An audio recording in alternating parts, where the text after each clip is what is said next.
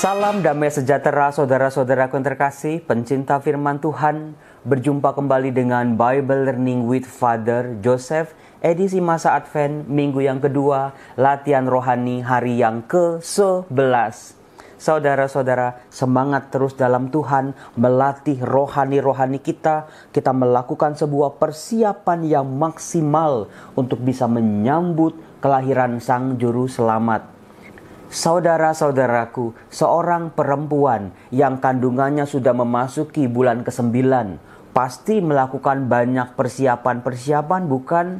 Sudah pilih rumah sakit, sudah pilih dokter yang mana, sudah pilih nanti mau melahirkan normal atau sesar, bahkan sudah memilih, membelikan, menyiapkan entah tempat tidur bayi, baju-baju bayi, botol bayi, dan lain sebagainya. Saudara-saudara, pertanyaan saya, yang sibuk mempersiapkan diri, apakah hanya si calon ibu ini saja? Pasti tidak. Pasti juga suaminya, pasti juga anak-anaknya, pasti juga orang tuanya, pasti juga mertuanya. Banyak orang akan ikut menantikan kelahiran seorang bayi yang akan lahir ke dunia. Demikian pun juga Natal, saudara-saudara. Jangan sampai Natal hanya berhenti pada kemeriahan, pada pesta-pesta, pada hingar-bingar, pada hal-hal material belaka. Jangan tertipu dengan dunia. Natal lahir dari hati. Allah hadir, lahir kembali dalam diri kita dan membawa dampak yang luar biasa. Saya bertanya kepada saudara, ini sudah tanggal 8 Desember. Apakah rumah Anda sudah berhias? Wah, belum Romo, nantilah. Ada yang sudah berhias rumahnya? Pohon Natal sudah dibuat. Ada kandang Natal kalau bisa.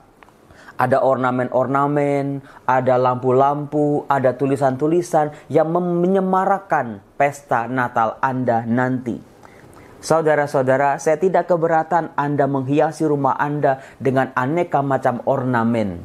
Tapi jangan lupa saudara-saudara, hiasi juga hatimu dengan ornamen-ornamen rohani yang bisa menyemarakan Natalmu, penuh sukacita, damai, dan syahdu. Saudara-saudaraku yang terkasih, kalau kita membuka-buka Injil Lukas bab 1, bab 2, kita akan menemukan ternyata peristiwa Natal, inkarnasi Allah menjadi manusia, Allah hadir di tengah-tengah umatnya, ternyata memerlukan beberapa persiapan. Hanya orang-orang yang memiliki kualitas tertentu yang mampu memahami, menerima peristiwa kelahiran Juru Selamat itu dengan sukacita. Dan tidak semua orang bisa seperti itu. Maka dari itu saudara-saudara, kalau renungan yang kemarin, latihan rohani yang ke-10, saya sudah membahas 5 kekuatan Allah untuk kita yang lemah, letih, dan lesu. Ternyata dalam Lukas bab 1 dan bab 2, kita juga bisa menemukan 5 kriteria dari pihak manusia supaya bisa merayakan Natal dengan sukacita, supaya bisa menerima peristiwa agung itu. Allah menjadi manusia, Juru Selamat kita tinggal di tengah-tengah kita. Nah, sebelum saya membahas itu saudara-saudara, di depan saya sudah ada 3 buah kotak dengan bentuk dan warna yang berbeda-beda. Nah, kita latihan nih. Anda sudah siapin kado-kado belum? Buat orang tua Anda, anak Anda, sepupu Anda, cucu-cucu Anda, sudah belum? Nah, apakah Anda juga sudah siap menerima hadiah-hadiah dari orang-orang yang Anda kasihi? Dari orang-orang yang mengasihi Anda juga? Saudara-saudaraku yang terkasih, penting buat kita adalah Natal adalah kado terindah yang diberikan Allah kepada kita. Maka dari itu, saya mengajarkan saudara untuk latihan ini, untuk memilih-milih kado. Coba, Anda pilih 3 buah kotak di depan saya. Yang ini kotaknya bagus, motifnya batik.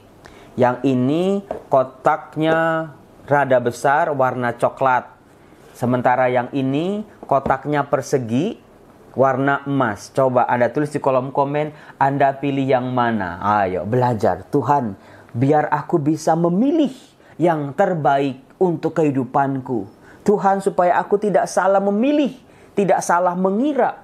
Kita pikir itu iPhone 14 adalah hadiah Natal terbaik buat kita. Saudara-saudara, jangan tertipu dengan dunia. Allah memberikan yang terbaik tidak melulu dibungkus dengan hal-hal yang material. Bukan hal-hal yang mahal, tetapi sederhana, nyata, namun indah dan luar biasa. Dan itulah yang kita butuhkan sesungguhnya. Sudah pilih? Oke, kita buka yang mana dulu? Kita buka yang ini dulu. Siapa yang pilih ini? Kotak persegi warna emas. Udah tulis di kolom komen ya. Apa sih isinya? Wow. Coklat. Ada 12 coklat, saudara-saudara. Siap memeriahkan Natal saya ternyata. Selamat buat Anda yang memilih coklat. Coklat itu rasanya manis, enak, membuat sukacita di hati. Saya berharap demikian juga Natal Anda. Yang kedua apa ya? Siapa yang memilih ini? Kotak coklat yang besar. Isinya apa ya? Wow, ini persembahan dari toko Avila. Saya dikasih 8 yang seperti ini. Patung keluarga Kudus Nazaret. Indah, bagus, luar biasa. Bahkan ada tulisannya Bible Learning with Father Joseph. Ada tulisannya juga Blessed Christmas 2022. Wah, luar biasa. Ini 8 ini sudah saya bagi-bagi waktu acara Rosario setiap Senin malam. Kalau Anda mau ikut doa Rosario bersama saya setiap Senin malam jam 9 malam, itu live di Instagram Story atau di GoPlay. Siapa yang pilih ini? Wah, ini kotak bagus sekali nih. Siapa yang pilih? Udah tulis di kolom komen ya. Isinya apa sih? Isinya, walah, kosong, saudara-saudaraku yang terkasih. Waduh, bungkusnya doang bagus. Maka dari itu saudara-saudara, jangan salah memilih. Pintar-pintarlah dalam melihat. Bukan berarti sesuatu yang sederhana tidak berarti buat kehidupan kita. Bukan juga sesuatu yang meriah, yang megah, yang mewah, yang mahal. Itu yang terbaik buat kita. Belum tentu. Maka dari itu saudara-saudara, izinkan saya untuk mengangkat 5 kualitas yang dituntut dari diri manusia untuk bisa menerima peristiwa Natal. Saudara-saudaraku yang terkasih, dalam Injil Lukas bab 1 sampai bab 2, Anda bisa menemukan figur-figur, tokoh-tokoh yang terlibat dalam peristiwa kelahiran Yesus Kristus. Coba Anda tulis di kolom komen, siapa-siapa saja, tokoh-tokoh mana saja yang disebut dalam peristiwa-peristiwa seputar kelahiran Yesus. Coba tulis di kolom komen. Yang pertama, sudah pasti Bunda Maria dong. Karena Bunda Maria menerima kabar gembira dari malaikat Gabriel. Betul. Yang kedua, ingat Romo, ketika Maria mengunjungi Elisabet. Wah, pasti Elisabet, ibunya dari Yohanes Pembaptis. Yang ketiga itu siapa ya? Oh, ayahnya dari Yohanes Pembaptis yang bernama Zakaria. Luar biasa Zakaria ini. Kemudian yang keempat adalah para gembala yang menerima, yang ditampakkan oleh malaikat, mendengar sukacita malaikat bernyanyi pada saat kelahiran Yesus Kristus. Kemudian setelah Tuhan Yesus dilahirkan usia 8 hari, Tuhan Yesus dibawa oleh Maria dan Yosef pergi ke bait Allah untuk dipersembahkan kepada Allah dan juga untuk disunatkan. Di situ mereka berjumpa dengan Simeon dan Hana. Saudara-saudaraku yang terkasih, pribadi-pribadi inilah yang diberi rahmat karunia luar biasa dari Allah untuk bersentuhan langsung dengan peristiwa kelahiran Tuhan Yesus. Mereka-merekalah yang pertama kali mendengar kabar gembira, mengalami sukacita karena keselamatan telah datang dalam kehidupan mereka. Nah, saudara-saudara, mari kita belajar dari orang-orang yang menyambut kelahiran Yesus dengan sukacita.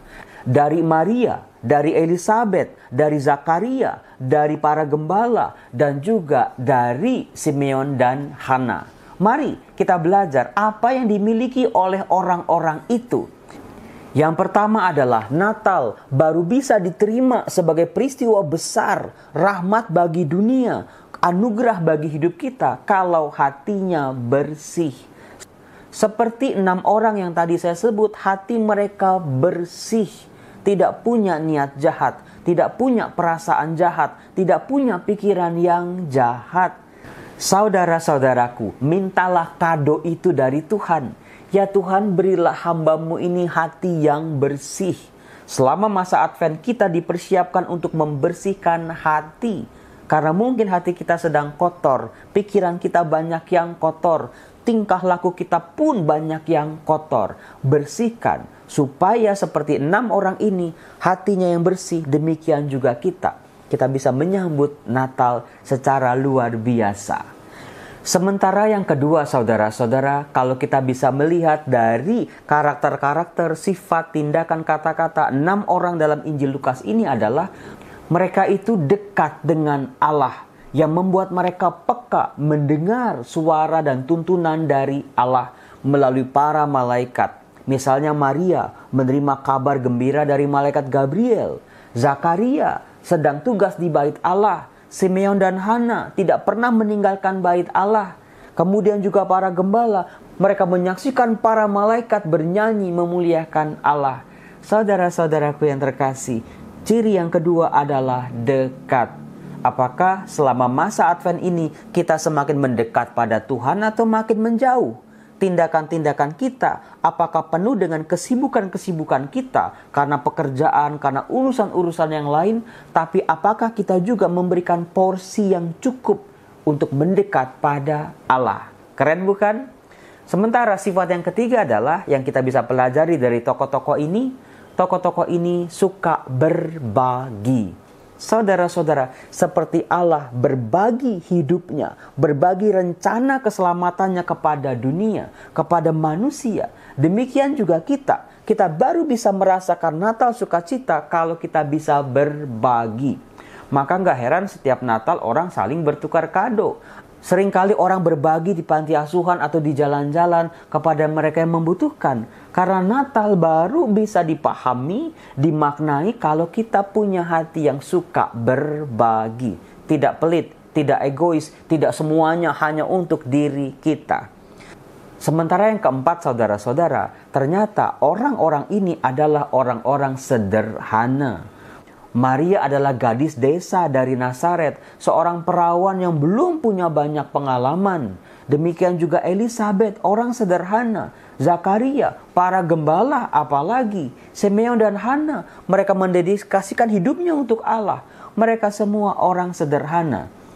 Peristiwa Natal Allah menjadi manusia ternyata bisa dipahami oleh orang-orang sederhana, yang pikirannya sederhana, yang merasa dengan sederhana, yang melakukan tindakan-tindakan yang sederhana, bukan yang mewah-mewah, bukan yang complicated, bukan yang abstrak dan absurd, saudara-saudara.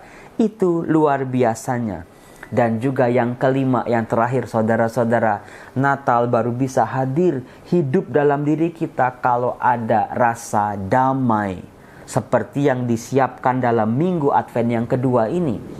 Pribadi-pribadi dalam Injil Lukas adalah pribadi-pribadi yang sungguh merasakan damai. Dalam kedamaian hatinya mereka bisa mendengar suara Allah dengan lebih jelas.